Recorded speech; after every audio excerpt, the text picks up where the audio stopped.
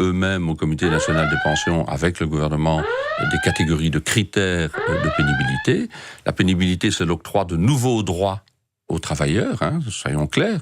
Ça va permettre une liberté de choix aux travailleurs par rapport au fait soit de pouvoir partir plus tôt si son métier, sa fonction est reconnue pénible, soit s'il reste au travail, de bénéficier d'un bonus de pénibilité, donc une augmentation de pension.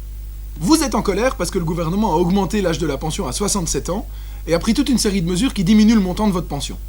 Le ministre vous dit « Restez calme, j'ai des mesures correctrices. Si vous exercez un métier pénible dans le secteur privé, vous pourrez partir avant 67 ans. » Alors la pension avant 67 ans, est-ce qu'on y croit?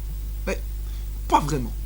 Si vous n'entrez pas dans les calculs du gouvernement, ce sera 67 ans. Si vous n'avez pas une longue carrière, ce sera 67 ans. Et si vous voulez un montant de pension décent, ce sera 67 ans. Alors reprenons dans l'ordre. Vous vous dites, chouette, une mesure correctrice pour les métiers pénibles. Est-ce que j'exerce un métier pénible? Eh bien, à ce stade, nous n'avons aucune certitude.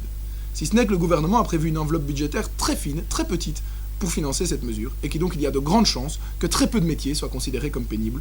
Alors vous vous dites, moi, avec toutes les charges que j'ai soulevées, avec toutes les nuits que j'ai faites dans ma carrière, avec le stress que j'endure, je serai certainement reconnu comme métier pénible.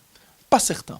Et quand bien même vous serez reconnu comme métier pénible, pour bénéficier des avantages que propose le ministre, vous devez avoir une longue période d'exercice de ce métier pénible, environ une vingtaine, une trentaine d'années pour que ce soit un petit peu avantageux. Et en plus, la réforme ne prévoit pas de tenir compte des périodes de métier pénible avant le 1er janvier 2020, sauf quelques rares exceptions. Vous êtes donc en majorité pas ou peu concernés par la réforme.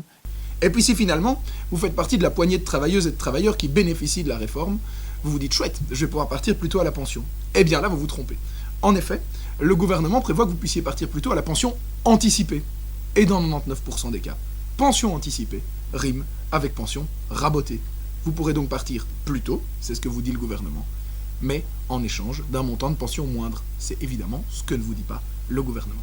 Bref, au mieux, le gouvernement facilite l'accès à la pension anticipée pour quelques-unes et quelques-uns, moyennant un montant de pension raboté.